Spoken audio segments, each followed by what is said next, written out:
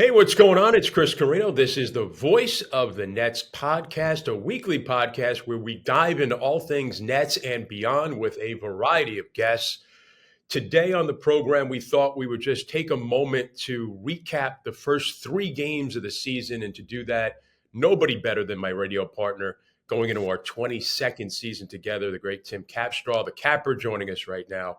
And Capper, we're on the road right now. You and I are in dueling hotel rooms. We're across the hall from each other right now. But this is the most efficient way for us to connect and do this.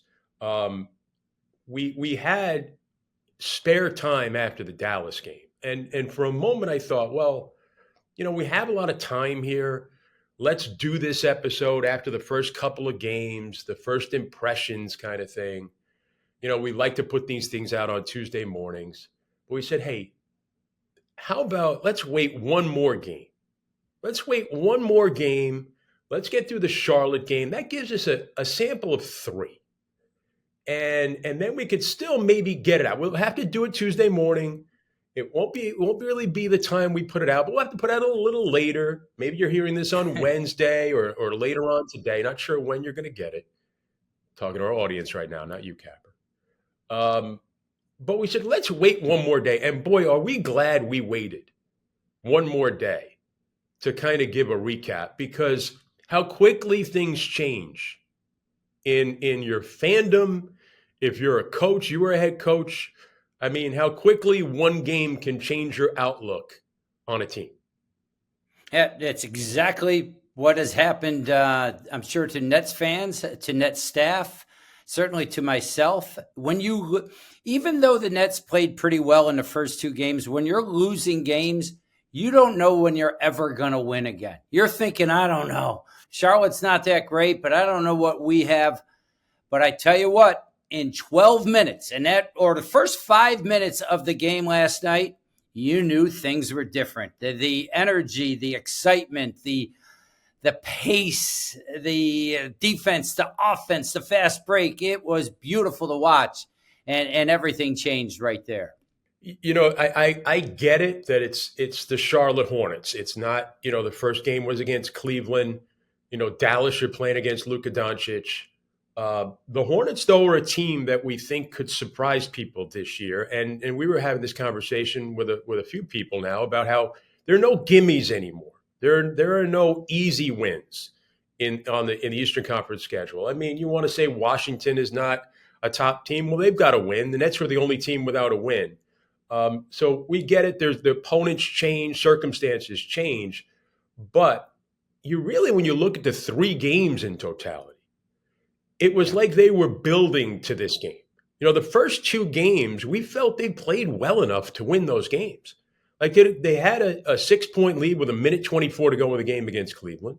They had a lead against Dallas midway through the fourth quarter, a decent lead midway through the fourth quarter of that game. They had played well enough to win those first two games. It's not like they had played poorly, yet they were 0-2. And they were building toward what we saw against Charlotte. And we knew, looking at the schedule coming up, looking at Miami, at Chicago, then Boston in the second half of a back-to-back, followed by Milwaukee.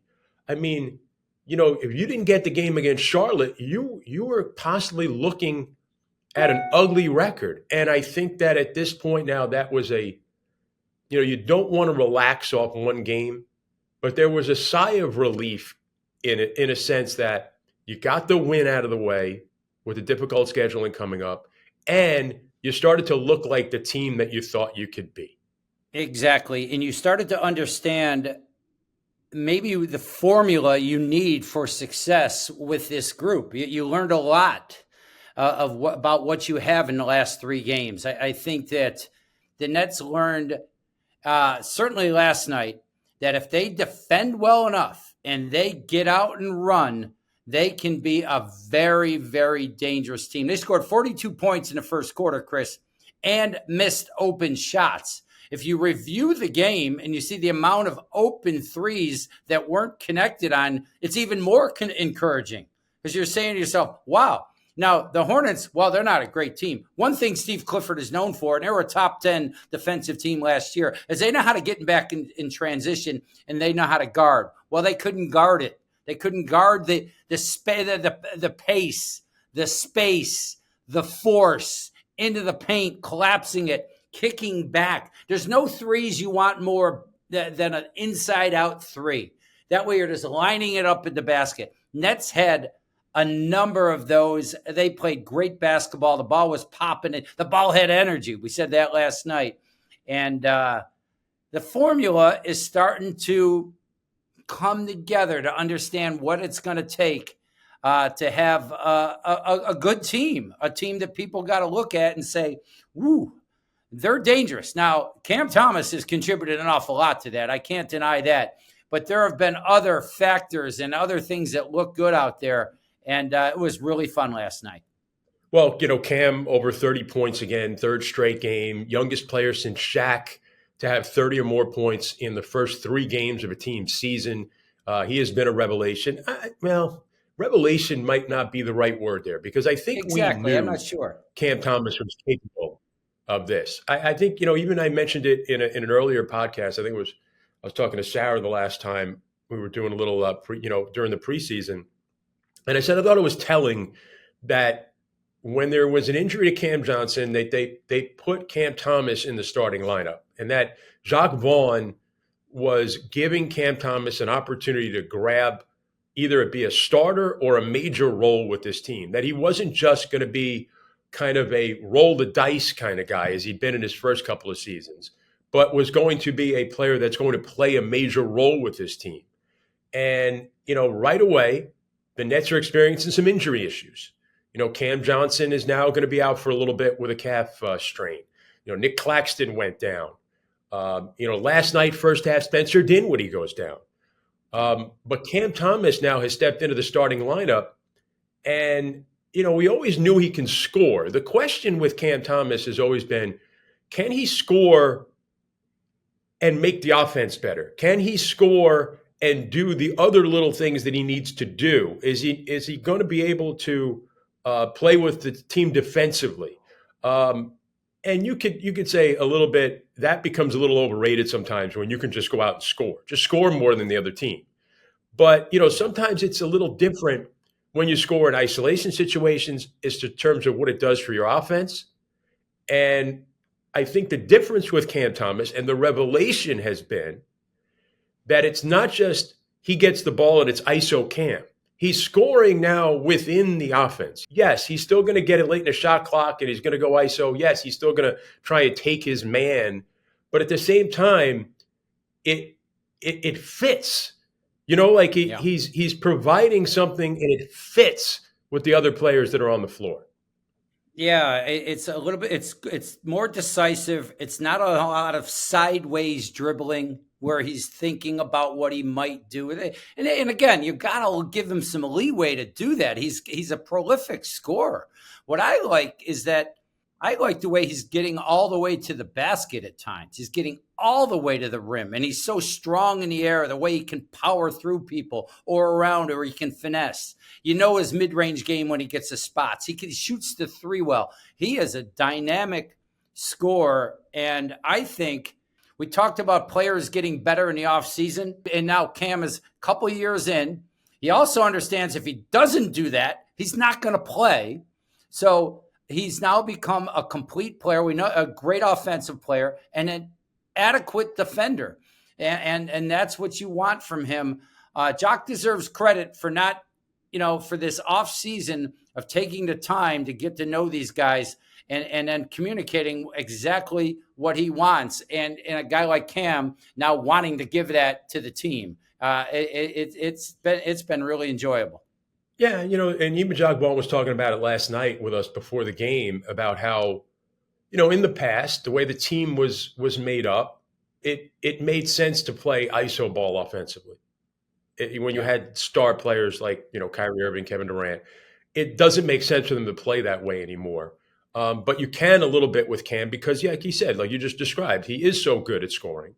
And the other thing that I think you're seeing emerge is that we talked about how this team was going to get better defensively. Last year, everybody came together at the last minute. They were all speaking different languages defensively with the various teams they had been on, but that the Nets had really good individual defenders.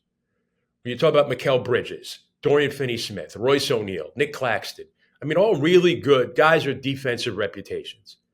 When you look right now at the numbers defensively, they've been giving up a lot of points at times, but I think sometimes you have to look at within the game, right? Within the game, when you need a stop, when there's a big possession, can you get that defensive stop? And the guys that I just mentioned, now Claxton went out after the first game with an injury, even though he had played well in that Cleveland game. Remember, he was going up against Evan Mobley, blocked him a couple of times.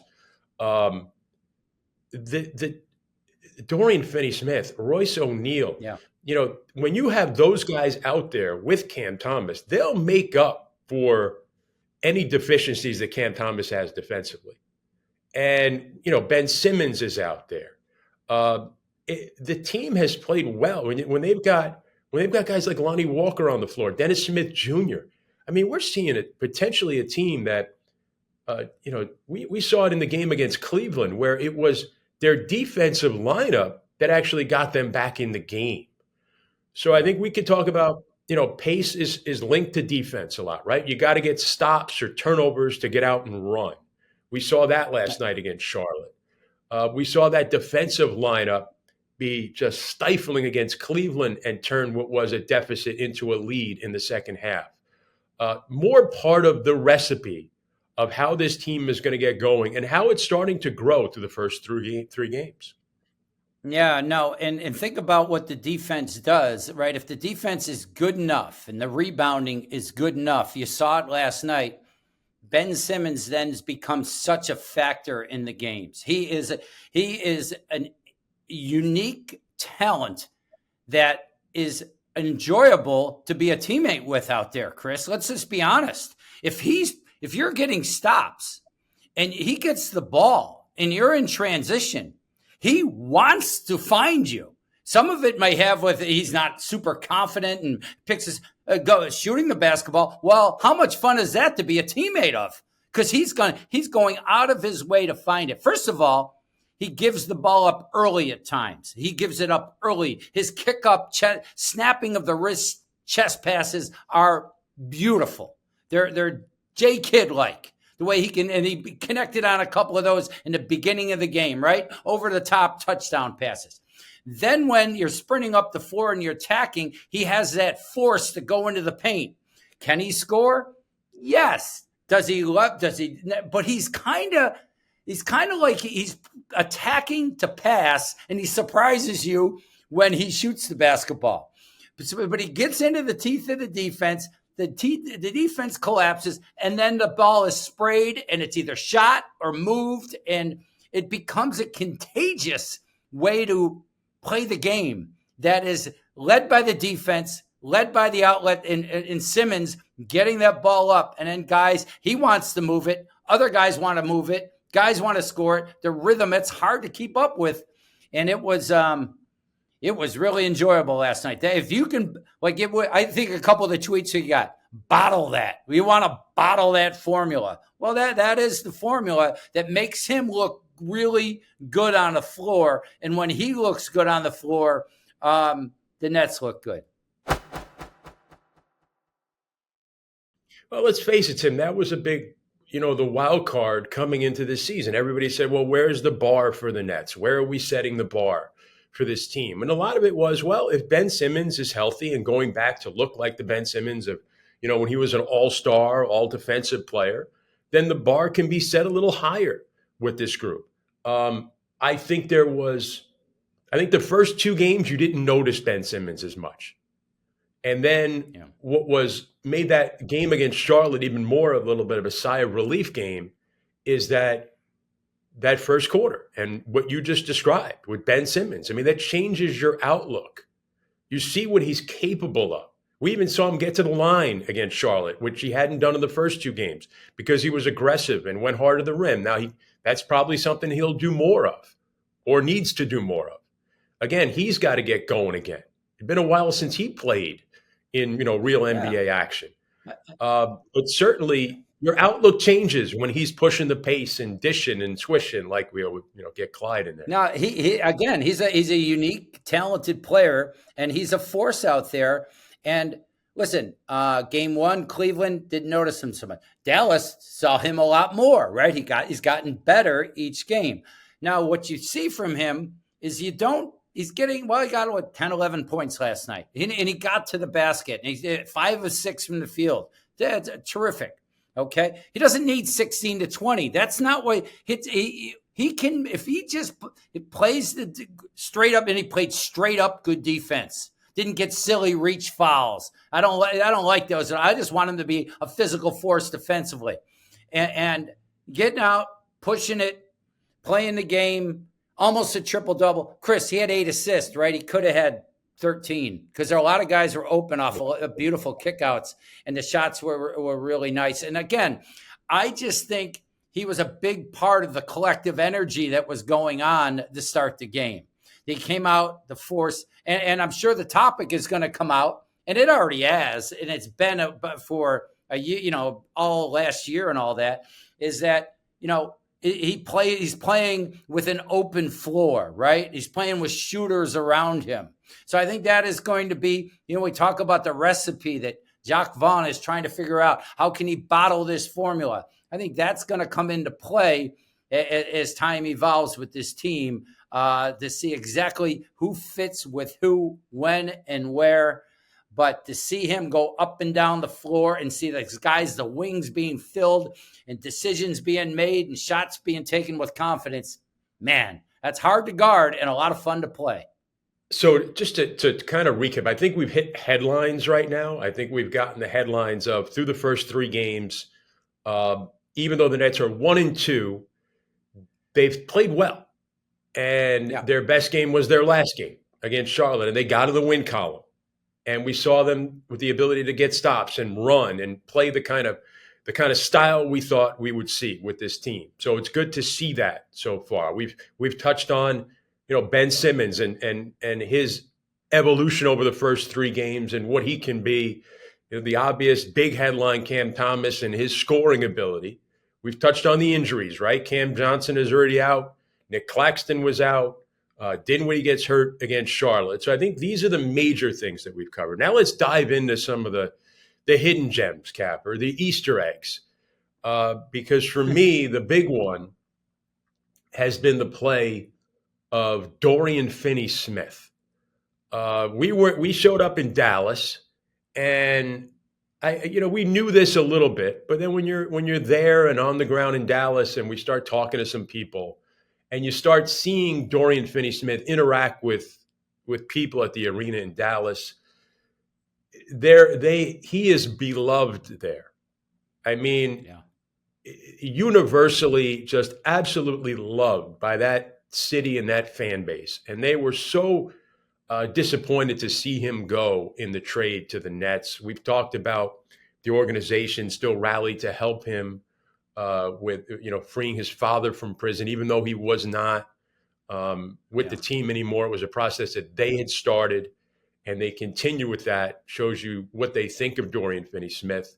Our digital team put out that incredible documentary From Portsmouth to Brooklyn. If people haven't seen it, definitely go to the Nets YouTube page and watch that outstanding documentary, and you get a real glimpse into the kind of person that Dorian Finney-Smith is.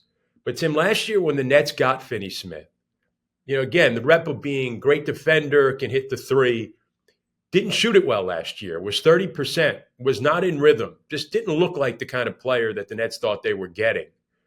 This year, in these first 3 games, not only does he just play as hard as anybody on the floor, we see his defensive prowess.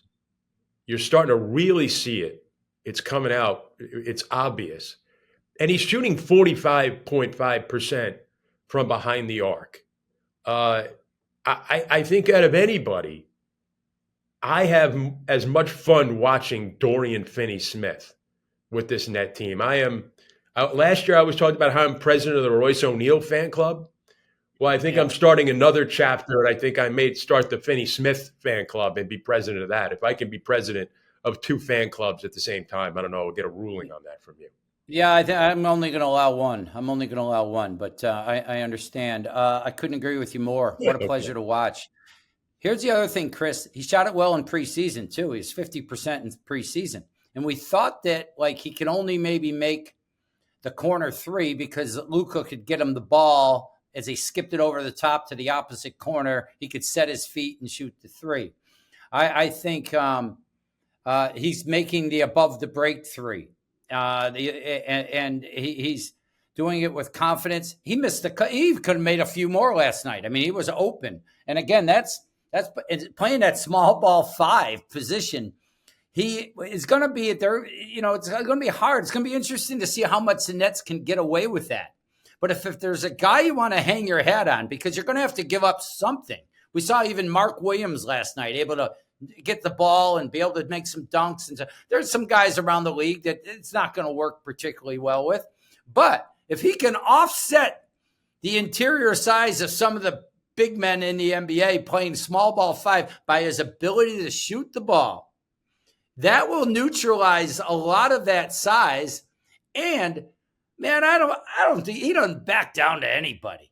You know, here's the other thing. Guys drive the lane on other people. He's got the best. Him and Royce O'Neal actually got great active hands. They're always stripping and digging at the ball. How about his fundamental blockouts we've seen during the first 3 games of getting guys and driving them off? His compete level. He is just ready to go from the get-go. He's a winning guy. Listen, I think, you know, when you get traded like he was traded last year, you're coming to a new environment. So many things changed.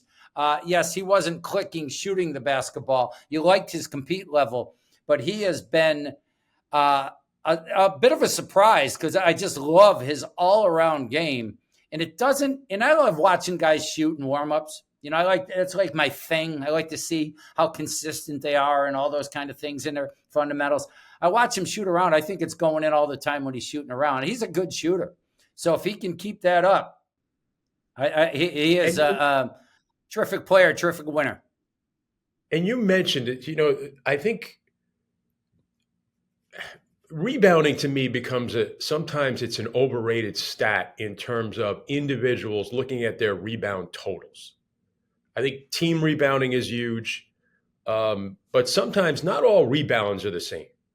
You know, you could get an uncontested rebound when everybody's sprinting back defensively or a missed free throw rebound. It counts the same as in traffic fighting off 3 guys to get one. And right. I think when you watch Dorian Finney-Smith, he seems to get those contested rebounds. He blocks out to allow others to get rebounds. Just watch him play. I think it gives you more of appreciation than just looking sometimes at stats. Because sometimes to me, rebound stats can be a little bit hollow. I'm not saying, you know, guys that go out and get 10 rebounds a game aren't good rebounders. But sometimes it can be a little – watch them play. And when I watch him, when I watch Royce O'Neal, what he does, those guys, those stats aren't hollow. They really battle. Capper, what other guys stood out to you so far right now that you might want to mention? Lonnie Walker. Lonnie Walker the fourth has been he didn't play game 1. Game 2, I was raving about him. Boy, he looks aggressive yet controlled at the same time. That's a great combination, right? I even liked a couple. I think he got a couple of charges called on him in Dallas because he was going at the rim. Nice mix of getting to the rim and a clean-looking deep shot. It's got a mid-range game. He missed a few last night that he can knock down also, but good-looking, controlled, athletic talent. That was a great get in the offseason. He's a good-looking player on both ends of the floor. Totally looks in his environment out there. Nothing in the game is not too big for him. And he's decisive when he gets the ball. He's knowing on the pass, on the reception, am I going to shoot it? Am I going to drive it? Or am I going to move it? And he doesn't waste any time making that play happen. And I like the way he's gotten the spots. He's been able to contort his body at times or be physical finishing at the basket.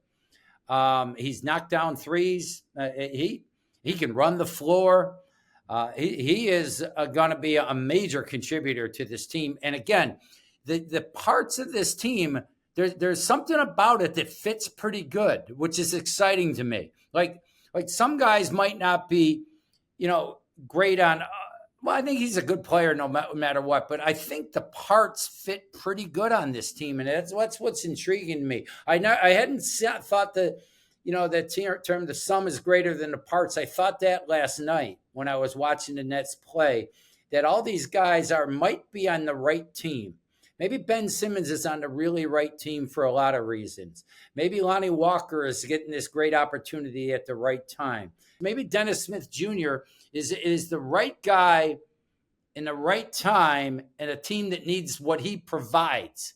So the timing might be very good for this team right now. And whereas guys might be in another team and they might not know where they play and it's an awkward situation, it feels to me that it's come together a little bit. We're seeing, and we keep using the term recipe and bottling it and that.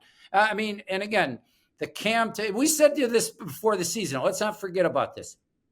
We said this group has enough players to be good enough to get to the final 5 minutes of the game. And it's exactly what happened in the first two games. And then you just said to yourself, well, they're not going to be able to close. They're not going to be able to close because the superstars like Donovan Mitchell, Luka Doncic are going to own the game. What I think you see with the Nets, and you saw yesterday, although it wasn't a great example because the game wasn't so tight, that the Nets got two guys they can go to and make plays happen. And maybe three, because Spencer Dinwiddie, if he's out there, has a burst ability to get into the paint.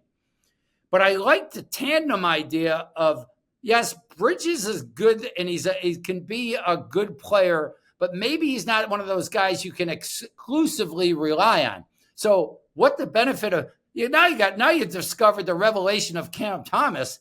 He's fearless. So you got a kind of a two-headed closing situation. You got your setup guy and you got your closer. I don't know which one is what, but I think that can be enough to get it done in the last 4 or 5 minutes of games at times. And I think that is something you're seeing begin to evolve again.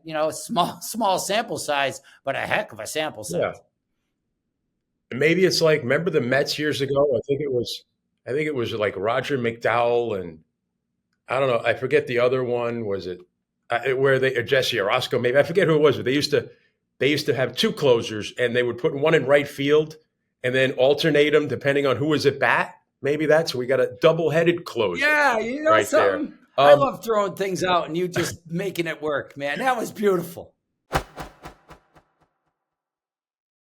It's funny though, because I was thinking this and then you started to go there with Mel Bridges. I think, listen, we all were ecstatic that Mel Bridges was in the Kevin Durant deal, right? That was a player that seemed to be that was the guy that Sean Marks needed to have, right? Like it was obvious that the Nets and the Suns were going to make a deal. They had talked about it in the previous offseason.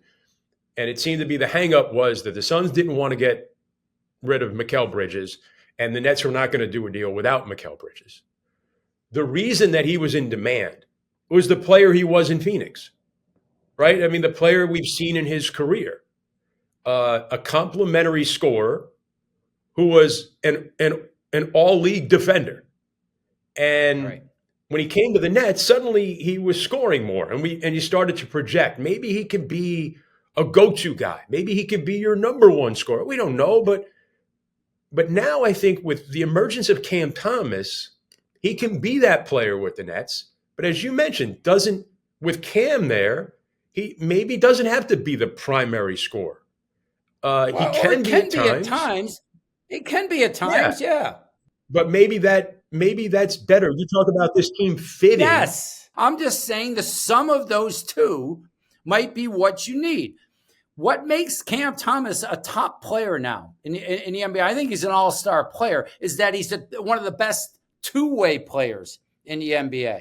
That doesn't mean I think he's one of the top players in the league, top 20, 30 players in the league, 15, 20. But he's there because he's such a two-way player and an all-around player. That doesn't necessarily make him the ultimate closer, like some guys are that don't play defense in the NBA. You know what I mean? So his greatness is I think, the all-around game that he has. And listen, I just think having a couple guys like that can do it.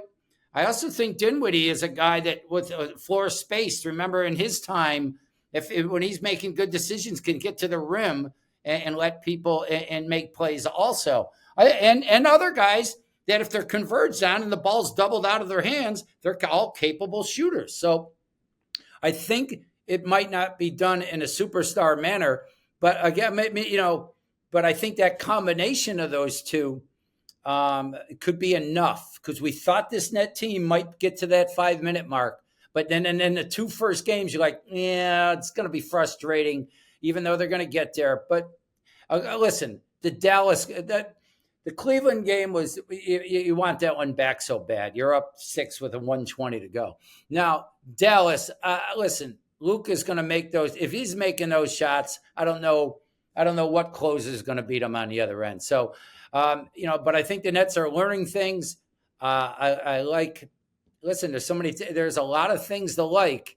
And I know I'm Mr. Positive a lot of the times, but for a 1-2 team, I feel pretty good about this group right now. Yeah. That was the thing. That was the theme, though, going into last night's game in Charlotte was, well, they were 0-2, but you felt like they'd played well. And what Charlotte did for you was Charlotte opened up your eyes to the fact that, no, don't give up on them yet. What we thought they could be kind of showed up in Charlotte. It also took the pressure off with getting one in the win column during a difficult stretch right now of games. And you don't want to relax, but you hope now this will give them confidence. This will give everybody the thought, well, all right, going into these games now, this is what we know they can be. This is what the formula is. Let's see if they can go execute. Because it's still about, executing at the end of the day. And I think what it always points out is what you know as a coach, Capper. When you lose, you think you're never going to win another game, and when you win, you think you never, you think you may never lose again. There's just your outlook changes so quickly, and our outlook changed very quickly with our little trip here to Charlotte. Yeah, the one thing that I noticed that I thought was encouraging, I didn't like some of the first game one. I didn't love some of the defense, right? I thought they were getting clipped off on screens when they're playing a drop defense. I thought that was going on. I thought in game 2, there was some confusion on switches against the Dallas Mavericks. I thought last night the Nets were connected better on the defensive side. Now, you saw that the lack of size at times, that was obvious. But the Nets were cleaner with their switches. And you're thinking that's such an easy thing to do. But I thought the Nets were communicating better. They were up, they were into the ball. They weren't getting beat when their man set the screen. They got underneath, so they're between the basket and the man. It was cleaner, it was better. And again, that resulted in the ball coming off the rim. If the ball comes off the rim, this net team running those lanes and spacing that floor and pushing the pace with force is a very dangerous team. Absolutely. Well said. Maybe we'll finish up right there. We have other things we can talk about. The small ball lineups you mentioned, how that's kind of become a 5-out thing with Nick Claxton being out. A lot of room to drive it, right? Like that's opened up some things. Dron Sharp. Probably should have talked about him. Good garbage man. we saw him on the elevator last night, right? And we're like, Dron, that was a heck of a 10 minutes. And he's like, 11 points, 8 rebounds, or was that? We didn't have the heart to bring up. No, this is what happened. Chris, I said to him, I wanted to dig him a little bit because, hey, man, I said to him, you really filled up the stat sheet tonight. Yeah, no, he's a delight. He's delightful. He's his activity around the basket. I think he rolls well. That's an important thing. You want to put pressure on the rim. He's been rolling well. Him and Dinwiddie got a little bit of connection, and he goes after the offensive glass, man. He's fun to watch. And his role and his time, I like what we've seen out of Dron Sharp. I'm glad we didn't leave this pod without talking about him.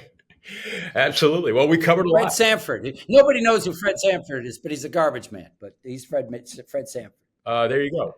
Go watch Sanford and Son. Our recommendation for the day. You'll no doubt enjoy that. A little Red Fox, Elizabeth.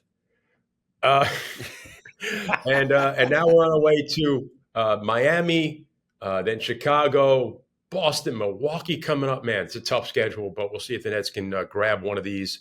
Capper, thanks so much for joining us here on the Voice of the Nets. Appreciate it. All righty. I'll go outside in the hallway and see you. Okay. My thanks to Steve Goldberg and Chelsea Jenkins. We'll talk to you again next week right here on the Voice of the Nets.